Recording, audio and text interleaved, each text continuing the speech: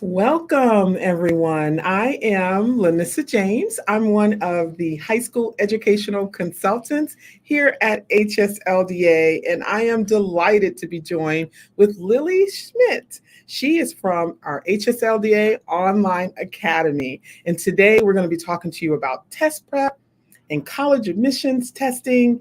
Lillie, tell everyone a little bit about yourself.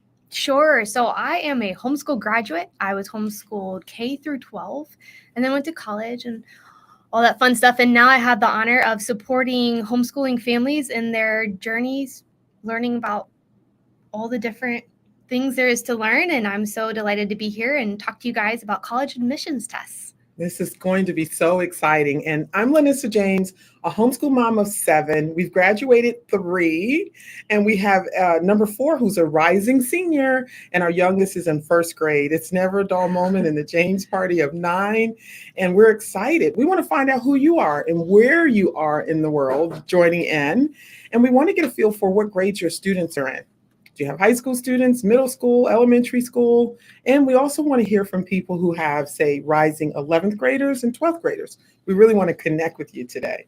So tell us where you're from. We'll shout out your city, state when we have an opportunity. And this is so exciting. Let me tell you what we're going to talk about today. Listen to this list. We're going to talk about what should your teen take in terms of testing. Which tests should they take? We're also going to talk about the difference of the different types of tests for admission.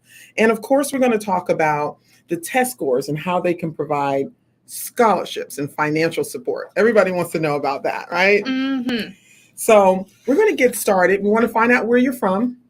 We see Sarah. She's got a middle and high school. Yes, so many of us are mothers of many. Yes, 10th grader.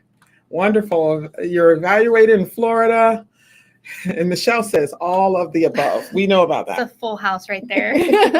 How many children in your family when your mom's growing up? How many? There are 4 of us. I'm the oldest of 4. Nice. I have 2 brothers and a sister, and there's about 12 years in between my sister and I. Wow. So my mom had somebody in almost every grade for a good while. All the time. So if you're just joining us, we want to find out where you are, what part of the country you're tuning in from, and the ages, grades of your students, because we're talking about testing today and college admissions testing. Now, Lillie, I want to kick this off by clarifying. We are not talking about standardized testing, end of the year assessment tests, like the Iowa, Stanford 10, et cetera. We are talking about college admissions testing. Is that right? That's right. We're specifically looking at the ACT and the SAT, and we'll touch a little bit on the CLT too today. Yes, that's exciting. So let's jump right in. I want to ask a question because we need to understand the difference. There's some differences in the test. Mm-hmm. And I think that when you look at college admissions testing, you have to know what test you need to take or what your kid needs to take, what's best for you. Mm-hmm. So if you had to just say a high level, Lillie, sure, what would be the high level of the difference between, say, the SAT and the ACT? So one of the biggest difference between the SAT and the ACT is that the ACT includes a section on science that the SAT does not. So if you have a student that feels very strong in that area, then the ACT might be something to try out for them. But if your student is really strong in, say, the language arts and math, then maybe just focusing on the ACT. But that's really one of the biggest differences between the two is that science section. Awesome. And now there's also the CLT. There is. Awesome option. And several, even though the SAT and the ACT are accepted at all the colleges, mm-hmm. the CLT, about how many colleges would you say? I think on their website they say around 200, and the majority of those are going to be your smaller private liberal arts schools, although there are some larger universities that are accepting it. That's right. So we want to talk about the pros and cons. There's so many pros and cons to taking the type of test. Right. To test or not to test? That's the question, right? Mm-hmm. Do you test or not test? What are the pros and cons of the different types of tests? I know for the SAT, you are looking at a clear reading language mm-hmm. section and a clear math section. Mm-hmm. You do need to be strong in those areas. Would you say at least through Algebra 2? At yes. least through yeah. Algebra 2. So a strong Algebra 1, mm-hmm. a strong geometry, mm-hmm. as well as Algebra 2. A little pre-calculus wouldn't hurt Yeah, anybody a little either. trick. I mean, all of them include a little bit of trick. You're right. not going to be hurt by not having it per se, right. but it is there. Right. So pros and cons. Pros and cons. Well, let's see. A lot will depend on what your goals are at the end of the day, I Yes, think. I think And that's so. really where you want to start. And then the other thing you have to keep in mind too are, from a very practical standpoint, are testing locations. Because if there's an ACT right next to you and there's an SAT 3 hours away from you, maybe just do the ACT because it's closer. But from a like getting into the tests, what would you say would be some Pros of the and cons. Yeah. I think you should blind your score. I think this is just, Mhm. My opinion. I think before you figure out what you're going to use, the ACT or the SAT, I wouldn't be so quick to send them to all the colleges. So many Right. colleges, we're going to talk a little bit about test optional in a minute, but you Mhm. really want to see where your child falls on these tests. And because colleges and universities are offering options now, Mhm. you don't want to jump too soon and share all your scores. So I think, like you said, if the ACT is closer, then blind your score and go take it. Mhm. The SAT, and then and starting early enough. Yes, that's such a good point. You have to, because that way you can take it more than once. I think the Mhm. biggest tragedy is when you have this test, it's going to determine your financial future, where you're going to go to college, and you only have one stab at it. Right. And some colleges, you'll want to double check at the colleges that your student is particularly interested, but some college will super score your student scores. Yes. Which means that if they take it twice, let's say your student takes the SAT twice, and they do really well in the math the first time and really well on the language arts the second time, some colleges will take those two top scores and combine them and super score it. So, Yes. highly recommend whatever test you take it at least twice. Yes, that's a good one. And, one of the things that we can't forget is to unpack this test optional issue. Yes. Test optional, Mhm. particularly after the pandemic, has become a very popular topic. And many universities have decided that they're going to keep test optional going, whereas some universities have said, you know what, we're going back to testing. So I want you to know that test optional is available for you. But one of the things that I know for certain is that you really can't ride two trains. Right. So if you're going to present your application, you either have to present an application with your test score or test optional. What do you want to say about test optional? So first of all, I would recommend doing the research and actually talking to the school and seeing what they recommend too, because a lot of universities now are looking at the full package. So they're not Yes. just looking at a test score and making a decision based on a test score that they're seeing. They're making a decision based on the whole package that you're submitting to the college. Yes.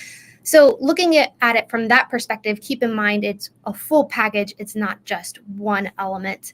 And then, like you were saying, when you are going and putting in your portfolio for them, if there is something that is the equivalent, like a GPA or an example of an essay that they've written or a test that they have taken somewhere else that you can help showcase their academic background, that would help if you're not going with the test option and the school is okay with you taking and they have that. But keep in mind, even though a school might be test optional for admissions, it doesn't always mean that those financial scholarships or academic scholarships are test optional. They may require a test score for academic scholarships. So again, do your research. Do your research. And every university has that little search engine on the top, and you can put in the word scholarships, and you can see every scholarship that the university offers. Right. It'll give you a line by line what's required for the scholarship.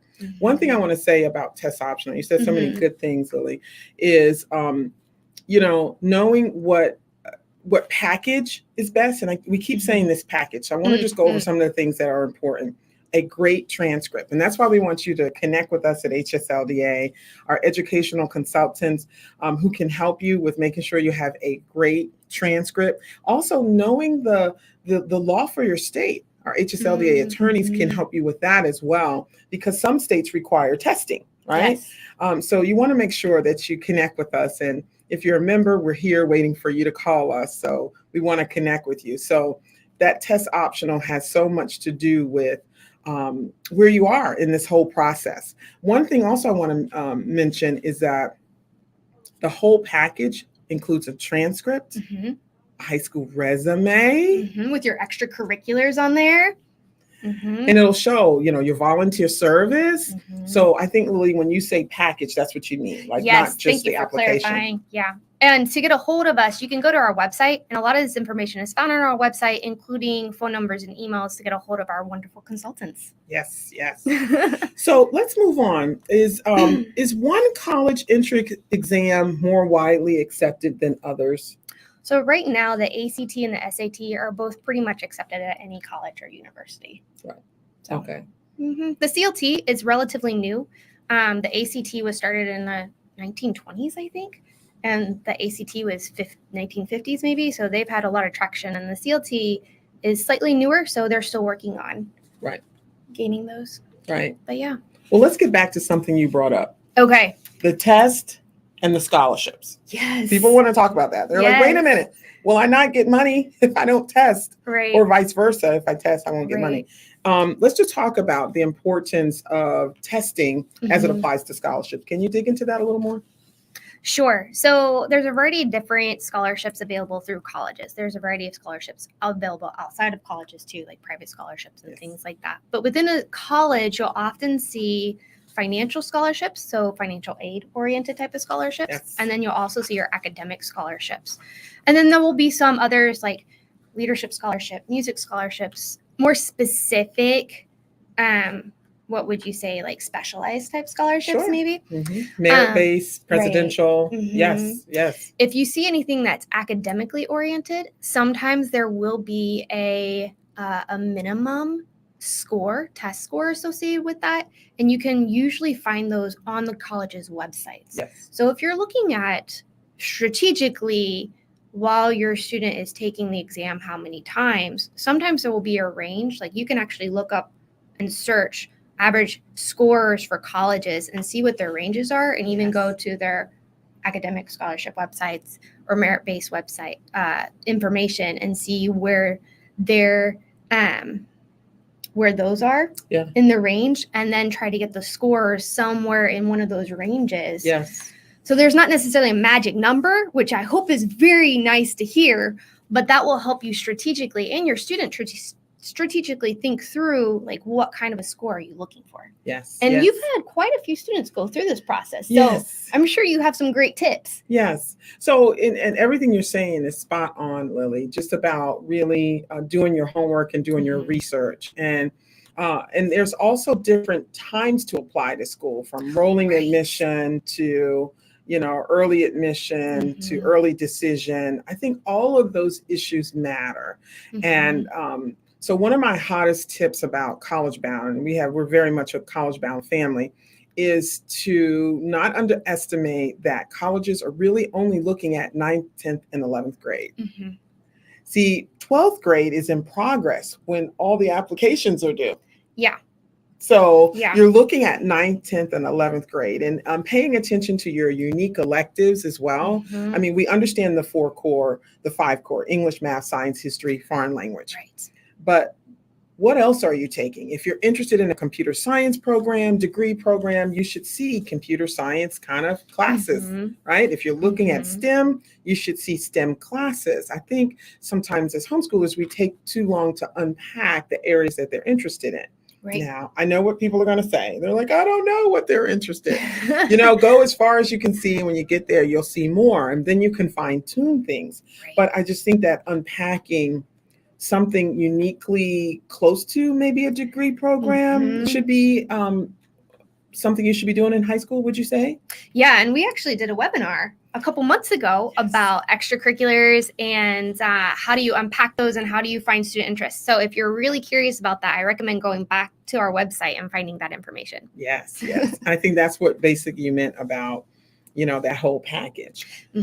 Okay, so what happens if my kid doesn't perform well on the test? They take the test and doesn't go so well. Everybody's not a good test taker. What happens then? Yeah, so there's a couple of different things you can do. First of all, like I said, highly recommend taking the test at least twice. If you want to have them experiment a little bit and take a different test and see if they do better or like it better. Some kids just like the layout of one test or the experience of one test over another test. Yes. So that's something to consider. But again, I think one of the biggest things people maybe underestimate is preparing for it. And there are different ways you can prepare for the test. Yes. Our family did, what did we do? Oh, it varied kid to kid. So I think I did some no, I didn't do tutoring. One of my brothers did some tutoring. We both took a class on it. We offer a class at HSLDA Online Academy. So there's a little plug for that one. Yes. And then you can also find a ton of resources online about test prep. And I mean, one of the biggest things that you really need to prepare your student for is the length of the test. Yes, that's good. Because they're kind of long. Yeah. And you have to be used to it, right? Right. And as homeschoolers, we love homeschool freedom. We may not have sat down that long, right? At one time, but you do kind of have to sit still for that test. Right. And it can be anywhere from 2 to 3 hours, depending on which one you're taking. Yes, yes. I love that. And I love what you said about in terms of when you're preparing for the test, that there's a test prep. Let's dive into it a little bit deeper. I think that it's important to understand the logic base of the test. And that's what I love about the class you guys are doing. Talk a little bit about it. Yeah. So I think one of the things we kind of forget when it comes to college entrance exams is that they're not purely content-based exams. Like, it's not like an English exam or a history exam. They're also looking at your ability to solve logic. Yes. And so I think maybe some of you remember the analogies that used to be on the SAT like a long time ago. Yes. That's kind of a good example of the logic orientation. And so our course specifically focuses on, it does a little bit of the content, but it mostly focuses on the logic, what to expect, what type of questions are they going to be asking, where are they going to try to maybe not trick you, but kind of trick you, you know. Eliminating answers, right? Right. And just kind of walk you through some of those different things. And it's an 8-week course, and you have access through it for a little bit longer than the course itself is. So there's time to review it. There's not really going to be one magic way of preparing for it, but finding the options that work for your child is really important. And it's kind of a little bit of a journey. It is. You don't just show up one day and just be. Some kids do. Some kids can. Some kids. Bless them. Right. We're excited about those kids. But most of us. So tell us, share with us in the chat. Tell us about your experience with testing. Have your children taken tests? Have they not taken tests? Are they test optional? Which ones have they taken? Yeah, we want to know. We definitely want to know. Let's jump right into accommodations. Okay. So some students are special needs, and we have an incredible special needs department in here. Just so good. And so you don't have to go it alone. You can contact us, and we can help you with setting up accommodations for your testing. Maybe your student needs more test time, right? More time to take tests. Those kinds of things you want to set up in advance. What do you want to say about the accommodations? Well, a lot of those you can find on their website. So the SAT, ACT, and CLT all have accommodations listed on their websites and instructions as to when to go about those. And so, again, you can't walk in day of the test and expect accommodations to happen. The nice thing coming up with the SAT is that they're actually transitioning to a digital exam. Yes.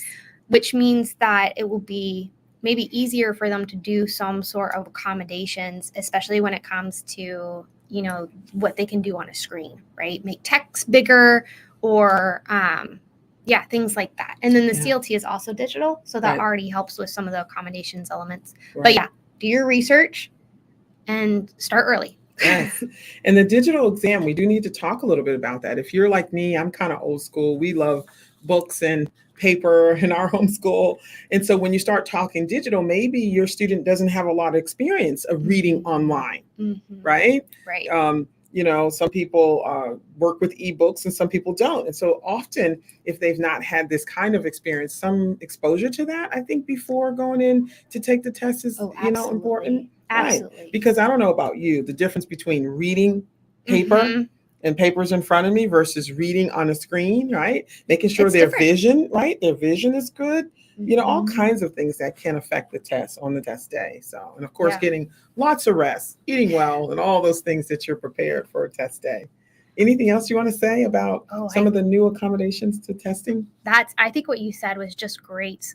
Do your research, plan ahead.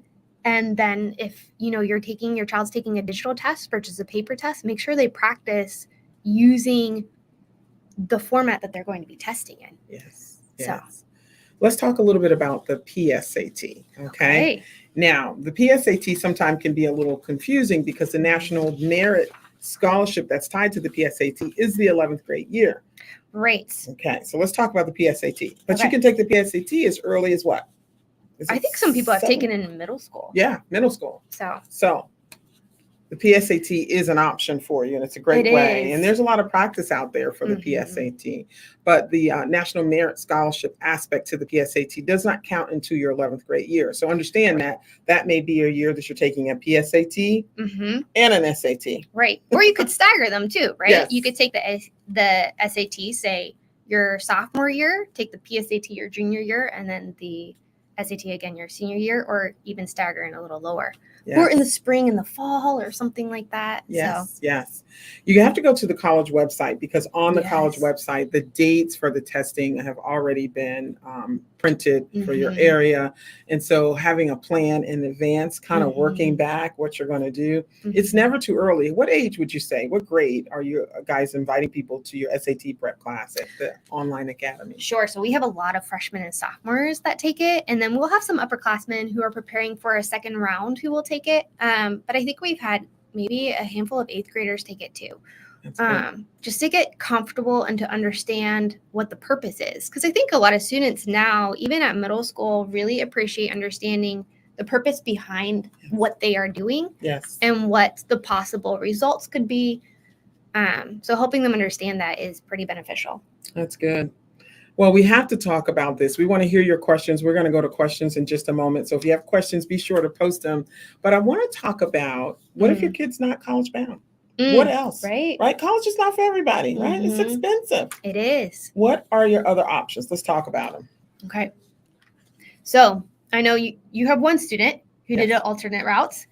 Yes. Well, I had a student who did test optional. I have some test optional students, but a super senior year is an option. Right. Where you just, super senior year basically means that there's academics in that 5th year. Right? So maybe there's classes that they didn't take, or they're continuing on to some other dual enrollment classes that are counting for high school year. So you take that 5th year for what we call a super senior year, which is different than a gap year. Right. A gap year means you graduated already. You graduated and you're taking off. Sometimes gap year students have obtained admissions to universities and delay their enrollment, which is an option. We saw that a lot during the pandemic. So that's an option for you. So I love the super senior gap year option. You just want to be intentional with that gap year, that it doesn't become a lazy year, right? You don't, because you don't want to lose all the discipline that you created. In 1 year. But there are some students who have done really phenomenal things during their gap years, like missions trips or a job and getting their resume started. There's also military. We do have families that will go straight into the military after high school, and that's another option. Do college later. College later. Trade schools. Trade schools are great. Good way to get your hands wet and kind of in the field that you want to be into. Trade schools are amazing. And there's a need for trade skills right now. A big need. Very much so. So, college is not for everyone, and everyone does not have to go to college. And there's so many great things that you can do. I think it's really just about planning. You still need a great transcript, because one of the things I will tell you, even if you're not going to college, people are looking for a letter of recommendations or referrals, even for jobs. So I love encouraging students to take their transcript. We can help you with that at HSLDA, and your high school resume, and asking someone for a letter of recommendation, or saying, hey, would you be willing to allow me to use you as a reference? Right. Absolutely. And then they have a piece of paper in their hand about just how awesome you are as a homeschool student and some of the other things that you've done in your homeschool journey. And they can really talk more confidently about you. So I think the plane lands the same way, whether you're going to college, mission work, gap year, senior year, military. Of course, we got to take the ASVAB for the military, or trade schools. I still think that the path is the same, preparing yourself for a conversation. And what I love about the transcript is that it's that document that you can't talk over, right? Right. And it tells a story. It does. It tells a story of who your student is, what they've learned, what they're bringing to the world and to their society. So so be intentional. Let's take a look at some of the questions that people are asking. Okay. So if you have questions about testing, about college admission, or even about, gap year options, we want to talk to you about it. So Do we have some questions here? I know some people were looking for the links that you were talking about. Yeah, so I think we've been posting a lot of the links on there. We saw a question there about from Tara about students taking a little too long on the individual questions and it being a little stressful for them. So my biggest tip for this is twofold. First of all, practice. The other thing is to find ways to make it fun. I think one of the reasons why we get stressed when we're taking time tests is there's this expectation we have personally about our abilities to do so much. But when you practice it and you make it something that is kind of normalized, but also fun, it takes some of that stress away. Right. I love that. Stephanie is asking, how many of you have done the 5th year senior option? I think it's becoming something that more and more people are considering, And one thing I always say is be ready for an interview. Because when you come in from a gap year or super senior year, sometimes admissions officers want to ask a few questions. Right. So be ready to talk about your why behind it and some good things that you're doing during that pause in your education. There's nothing wrong with taking a pause in education. It's certainly better to be ready to continue your education than to start and not be ready, right? Right. And the admissions, they're trying to understand your story and your student's story. And so if you do decide to do that 5th year senior, ensure that you're going to explain that story in a way that it's easy for them to understand, but also they're able to see how that brings value and it will bring value to your child's experience in that college or university. I love it. So Lillie, they're asking you a question about how you want to explain that super score for the ACT. Does it work for the ACT as the SAT? So I am actually more familiar with the SAT when it comes to super scoring, but the ACT might be similar.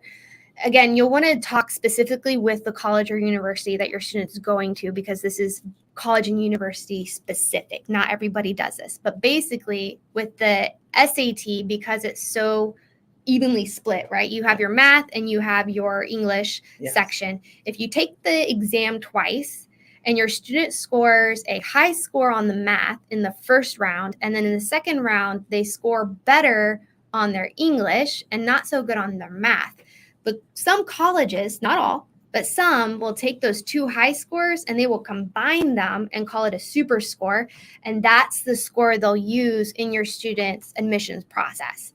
Some colleges won't, right? A lot of colleges will just take the one score, which they'll maybe take the first one or the second one, but they won't combine the 2 sections. Right. But again, I'm not 100% sure if they'll do that for the ACT, but that would be a question for college that you're specifically interested in. Yes, every college is different. I will promise you, if you have 5 colleges listed, you're going to get 5 different ways of how they want to handle certain aspects of the education. Yes. I want to jump into dual enrollment. I see several questions about dual enrollment. Now, I was the parent who had my first daughter do the dual enrollment, kind of working on the associate degree and the high school diploma at the same time.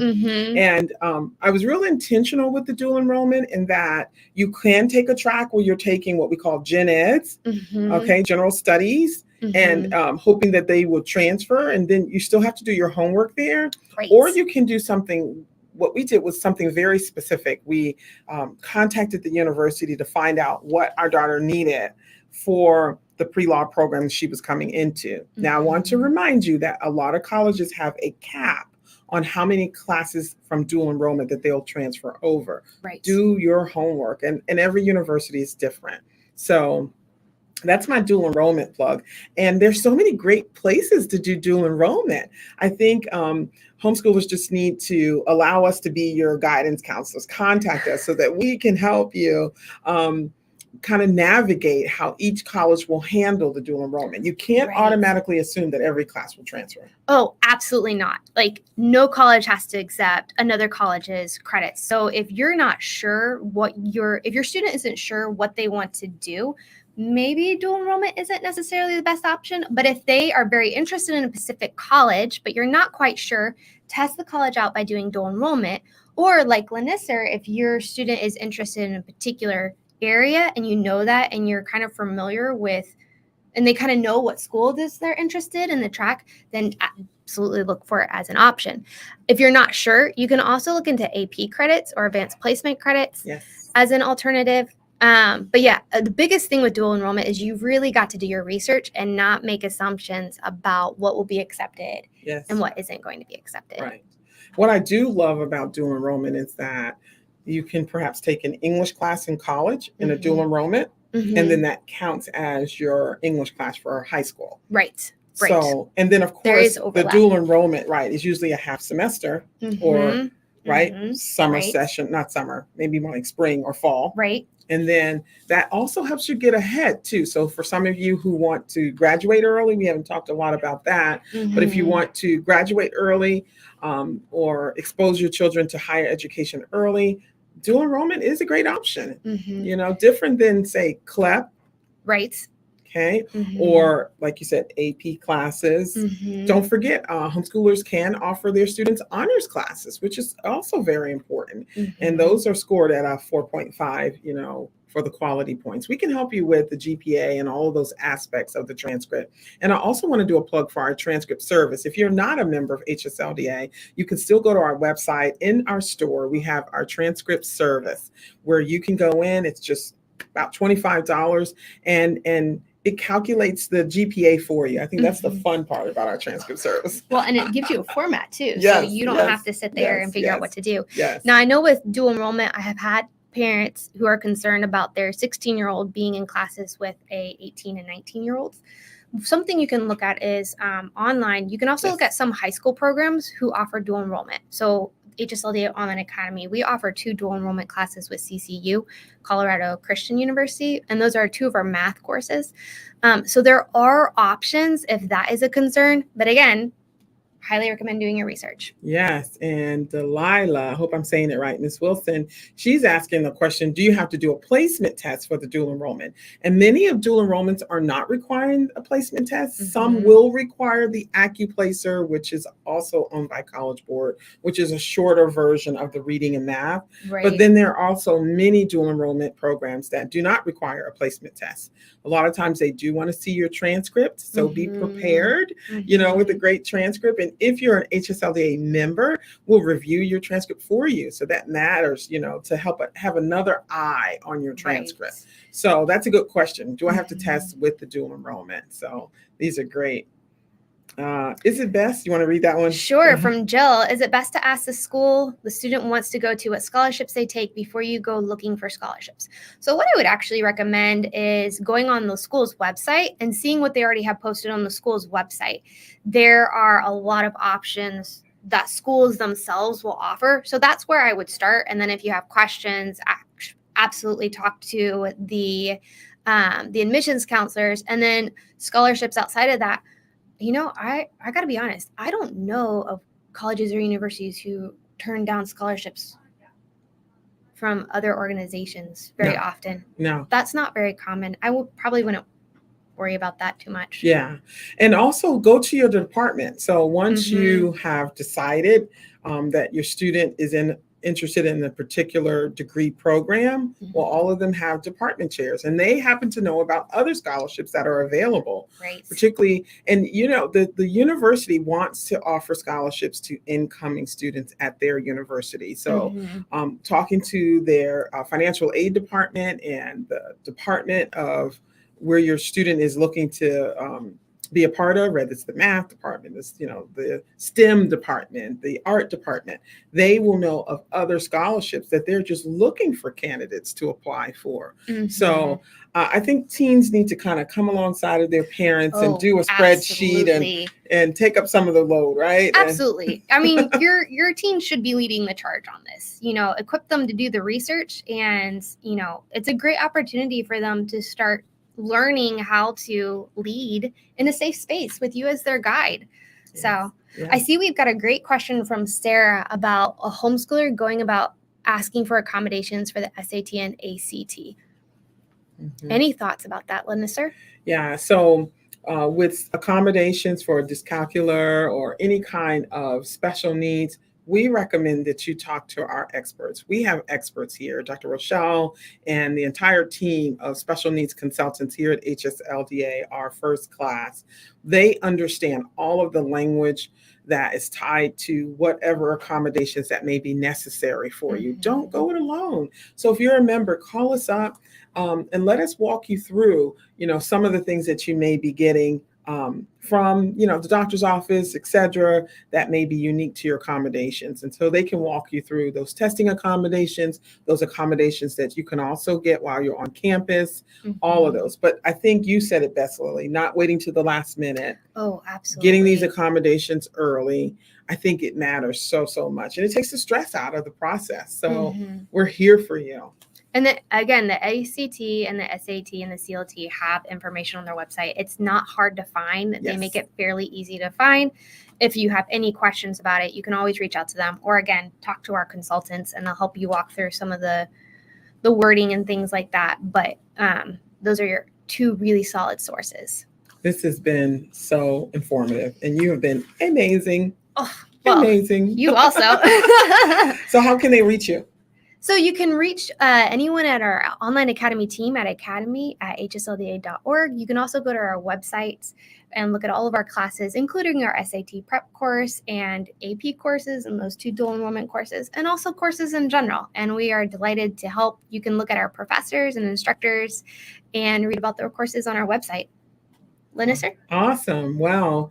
Jill just threw a question in. We want to answer her question before I tell you how you can reach me. It says, once the student has graduated from high school, how much material do you need to keep from their schooling? That's a great question. and then once they've graduated from college, I think we've had some series on that, right? On I record think so keeping. too. Yeah. There are some great webinars on record keeping. I mean, the other thing you have to think about too is the difference between the things that are sentimental and the things that, are great for records. So but yeah, I would recommend going back to those webinars. Yes. And you can reach me at www.hslda.org.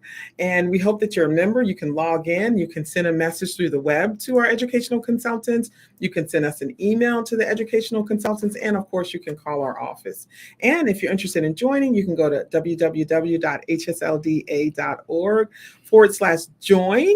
We would love to have you as a part of our family. We're here to support. And I want you to know that there's a college series on entrance exams.